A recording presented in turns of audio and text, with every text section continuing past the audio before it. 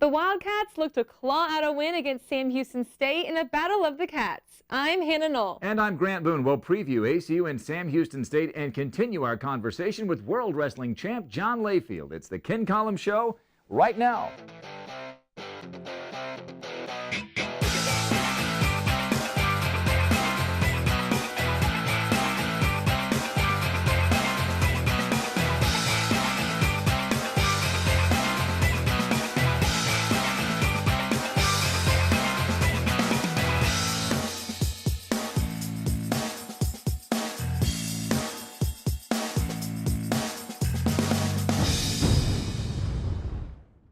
Welcome to Week 7 of the Ken Collums Show, presented by Lawrence Hall. I'm Grant Boone, alongside ACU Junior Journalism major Hannah Knoll and the head football coach at Abilene Christian, Ken Collums.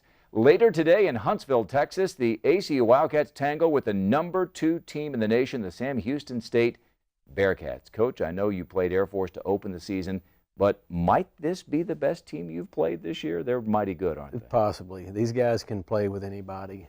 You look at them and you study personnel, you study schemes, and there's not many deficiencies, if any. And by the way, they've got a lot of depth, so they're going to keep coming at you with more people.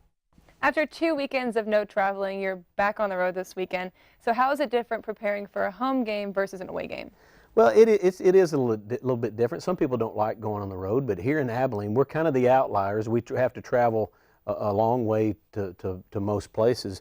But the thing is, I think we need a road trip. We need to be together, be away from any sort of distractions. And, it's just different. Being with your guys, they're not going to scurry off anywhere else. You can see them on their phones and stuff like that, but they're yours, and you get to spend some quality time together. It sounds kind of corny, but, as a head coach, you need that, and our assistant coaches need that. What's crazy is the 5-hour trip to Sam Houston State is among the shortest ones you take in the Southland Southland probably Conference. Is the shortest. Yeah, yes. One of the shortest. All right, well, we'll preview that game against Sam Houston State a little bit later on in the show, but when we come back, highlights and analysis from last week's game at Shotwell. Stay with us on the Ken Collums Show, presented by Lawrence Hall.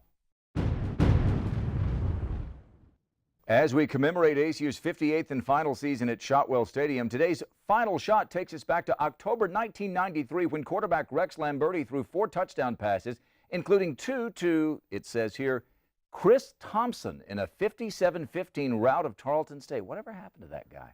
Last week, ACU and Lamar got together at Shotwell with a look at the highlights. Here's Jonathan Rates. Lamar came into Abilene Saturday night looking to build off its first win of the season against Southeastern Louisiana, while the Wildcats were still in search of their first victory of the year. The Cardinals recorded 309 yards rushing, with 149 of those coming from senior Cade Harrington, on their way to a 38-10 victory. The game was close for most of the first half as the Wildcats took their opening drive 69 yards down to the Lamar 4-yard line, but would settle for a 22-yard field goal from junior Nick Grout. This would end up being ACU's only points of the first half, but the Wildcat defense preserved the 3-0 lead throughout the first quarter, thanks in large part to a blocked field goal by senior Josh Bloom. But 2 minutes into the second quarter, Lamar would take the lead at 7-3 on a Zay Giles 38-yard run, and the Cardinals would not trail for the rest of the game. Lamar would then score on its next 2 drives to take a 17-3 lead into the half after a 22-yard field goal and a 6-yard pass from Carson Earp to Giles with 43 seconds left in the second. ACU was unable to find much life in the second half as the Cardinals earned the first 14 points of the third quarter. Lamar got a 7-yard touchdown run from DeJuan Thompson and a 28-yard touchdown run from Harrington to take a 31-3 lead, which completed a run of 31 unanswered points. Senior quarterback Parker McKenzie would answer for the Wildcats when he found sophomore Cody Ennis from 6 yards out, which capped a 12-play, 61-yard drive and cut the lead to 31-10. With a 31-10 lead entering the fourth quarter, Lamar would earn the only points in the final 15 minutes. Austin Krauts found the end zone from 19 yards out for the Cardinals' 4th rushing touchdown of the day and brought the score to its eventual final at 38-10. Okay, thanks, Jonathan. Coach, for the second straight week, you won the coin flip and you chose to take the ball. I've always wondered this. At what point in the week do you make that decision? If we win the flip, we're taking the ball or we're going to defer or whatever. I made that decision on Saturday. So there you go. Yeah.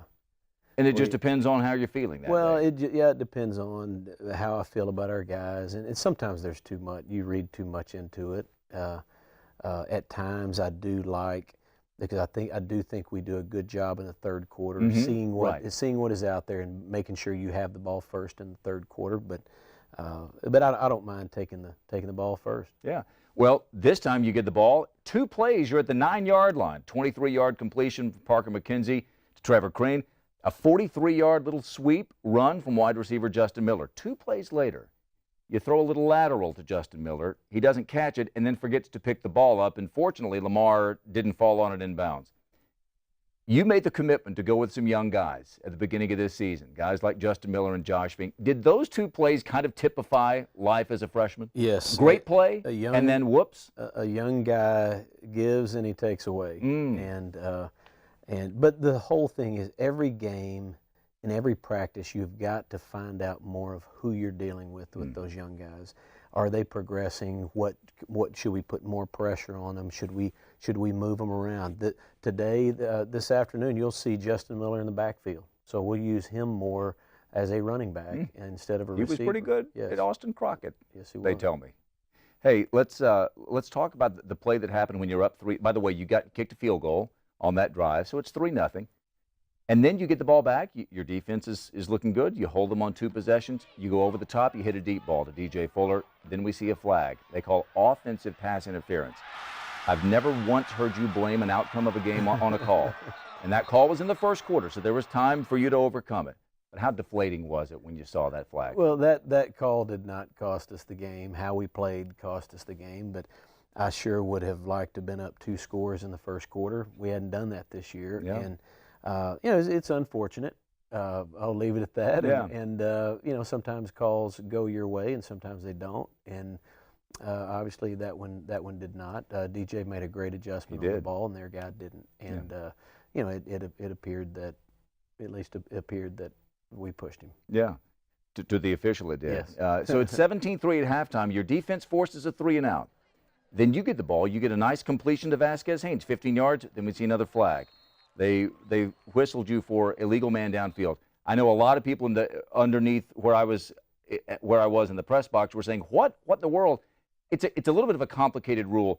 Take us through just kind of the Reader's Digest version of what that rule is for and what it means, what you can and can't do as an O-lineman when you're passing the ball. Yes, you can, as a lineman, as an offensive lineman, you cannot get further than 3 yards down the field when the ball is thrown. And if you do, they flag you for a lineman downfield. Well, and the common folk may say, well, if there's a line of scrimmage, why would they let them get past the line of scrimmage? Well, the defensive coaches across the country are screaming the same thing. Interesting. And that's what the rules are set up for, the offense to move the ball.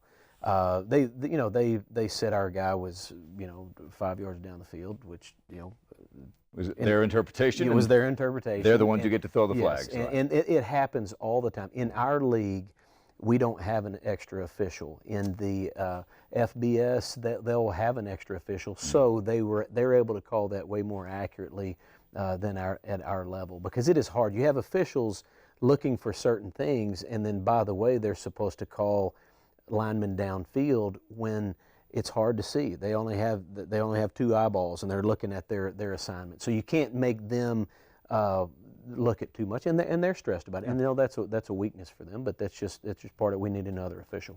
You get on the board at the end of the third quarter with a touchdown throw on 4th and goal, a ball that tipped up in the air right into the arms of Cody Ennis. Let's hope that good bounce is the beginning of a turnaround with bounces as it relates to ACU. So the Wildcats will take on Sam Houston State. We'll preview that game in just a little bit. But as we go to break, let's take a look at scores from last week around the Southland Conference, including the matchup of ACU's next 2 opponents. Sam Houston State knocked off Incarnate Word. Stay with us on the Ken Collums Show, presented by Lawrence Hall. We're back with more of the Ken Collums Show.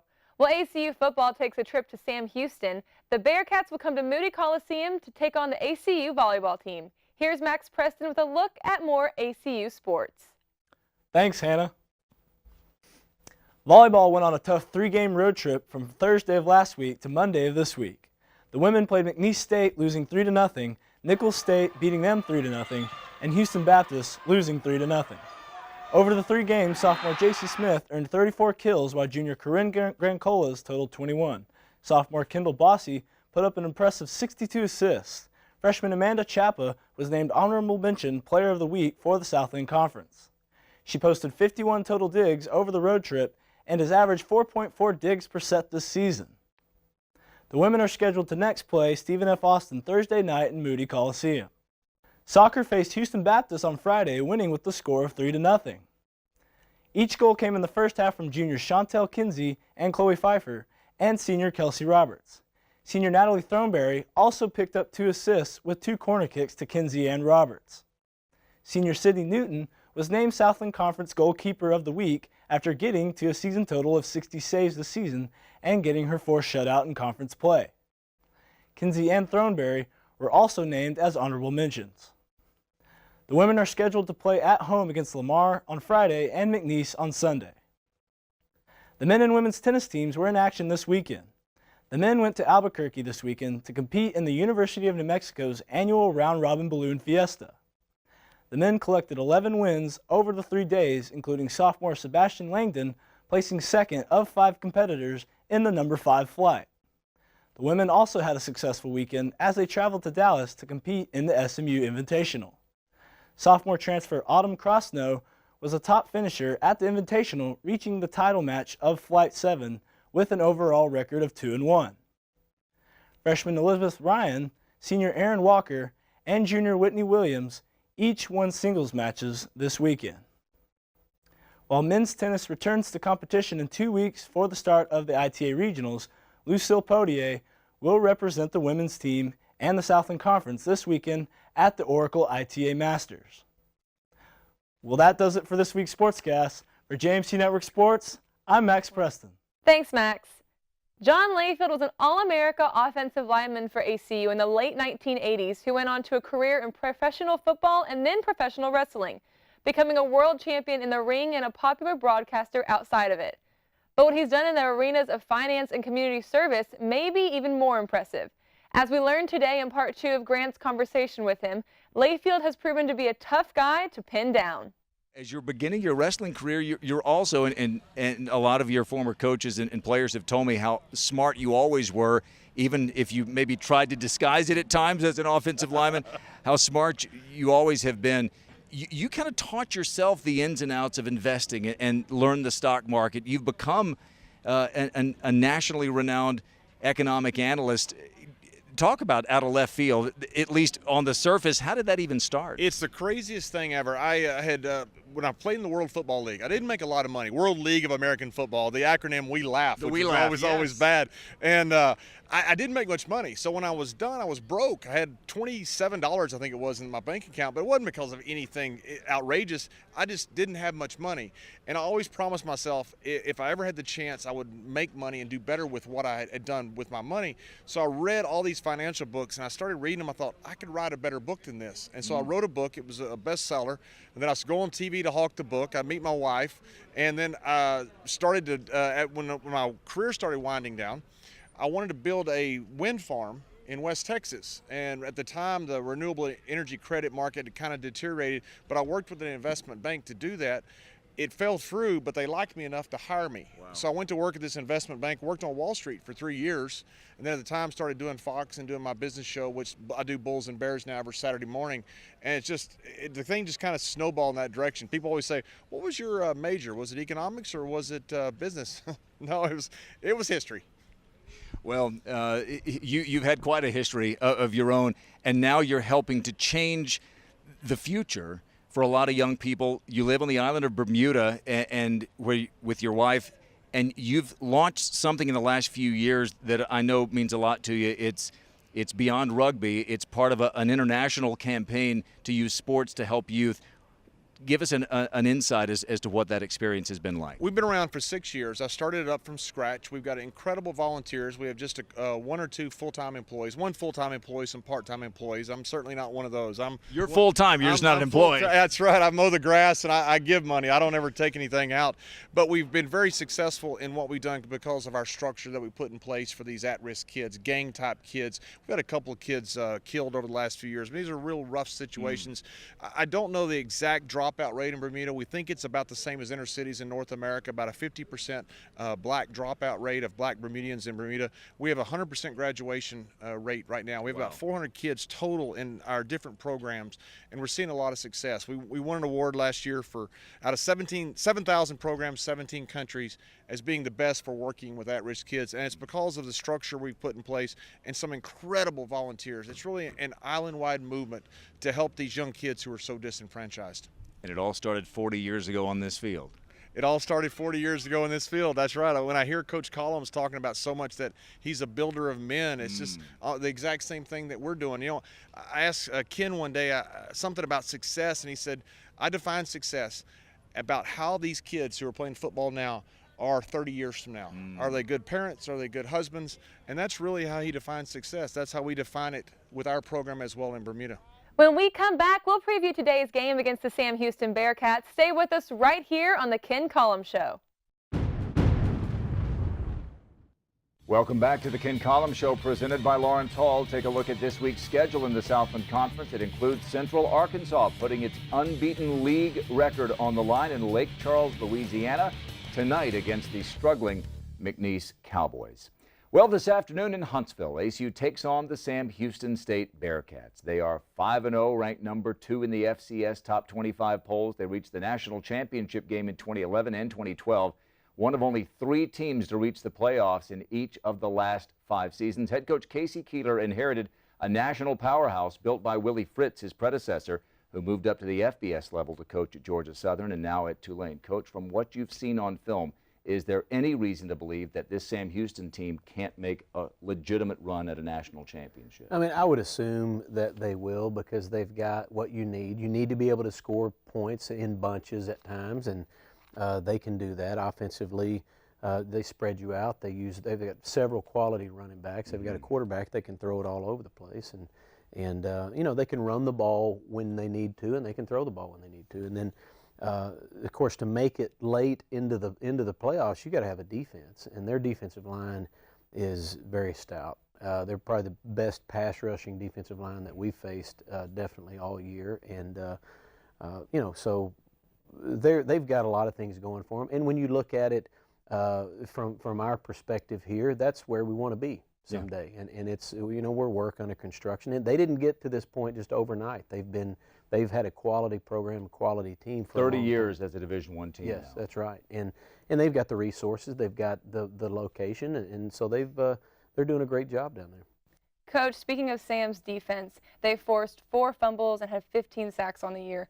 With Dallas Seeley back this week, how much are you expecting him to really take charge of the offense? Well, I think with Dallas Seeley as our quarterback taking snaps, it'll make a big difference. He can move around, and they're going to get heat on the passer. You know, make no mistake, they hit quarterbacks like that's what they normally do. And so you need a guy back there that's going to be able to adjust, be able to throw on the move, be able to extend plays a little bit, because throwing the ball and even running the ball, offense is about timing, it's about rhythm. And when you face a good D-line and guys like P.J. Hall, guy's all. He's by far the best player in our league, and I mean, he's a special player. You know, things are not going to work right all the time. You're not going to have this rhythm that you have in practice in 7-on-7. So you're going to need a guy that can run around and not do crazy things, but he's going to have to make some plays on his own. So I feel good about it. He's made a lot of plays with his right arm and with both of those feet, so yes. He'll need to do that today. Coach, your defense goes up against the best offense in the nation. I'll remind you of what you already know. I'll remind our viewers, 56 points a game. Yes. 611 yards per game. Does your defense have to take some risks to have a chance to win this game? In other words, if you just stay back and play and don't take any risks, are you asking for it? I would say yes and no, because you can't go in with a bag of tricks on defense. You'll end up out of position, and then you give up big plays, and that's been our nemesis so far is big plays. And sometimes those big plays we're out of our spots and out of our alignments. But you can't play too vanilla. So there's a balance there. There's a fine line, but you know, Coach Doolin he's got a good plan together, and But the hardest thing to do in the game of football is tackle a good athlete in open field, and they do a great job of that. They spread you out, they get the ball to their guys, and it turns into pretty simple football. If I don't tackle this guy, he's going to score. So this is Sam's first home game in 4 weeks, and it's their homecoming. They're already a pretty rowdy crowd. How aggressive are you expecting them to be? Oh, I'm sure they'll be fussing at us, and that's great. We need that. I mean, You played well on the road this year. Yes, but going into a hostile environment, I mean, that's fun. I mean, you're a competitor. You do this to get out there and mix it up with the best. And right now, they're one of the best in the business. And they'll have a great crowd. That place will be packed, and they'll be fussing at the Wildcats. So, and what that does is draw a team together. And maybe we need that at this point. So we look forward to it. You know what, we talk about how great Sam is. You know what this also means? It means there's an unbelievable opportunity ahead of you today. You win this game today, and you shock the FCS world, don't you? Yes. Oh, there's no question about it. And our guys know that to put ourselves in a position to win the game, you just make routine plays. What you've seen with us is guys with ability, guys that are going to be good, that because we have not done well this year, they are trying to overdo things, and then it kind of snowballs on you. So everybody's got to take a deep breath, step back, let me make the routine play and not try to overdo things, and we'll probably put ourselves in a good spot. Well, it was a great game down there 2 years ago, and they were mighty good that year as well, and ACU took them down to the fourth quarter with a good chance to win that game. Tall order for sure, but a great opportunity to face off against the best team in the conference and one of the very best in all of FCS football. Kickoff is set for 3 o'clock today in Huntsville. Lance Fleming and I will have the broadcast beginning with the pregame show at 2:30 on the ACU Sports Network. For Coach and for Hannah, I'm Grant Boone. Thanks for watching the Ken Collums Show presented by Lawrence Hall. Enjoy the game today, and we'll see you right here next week.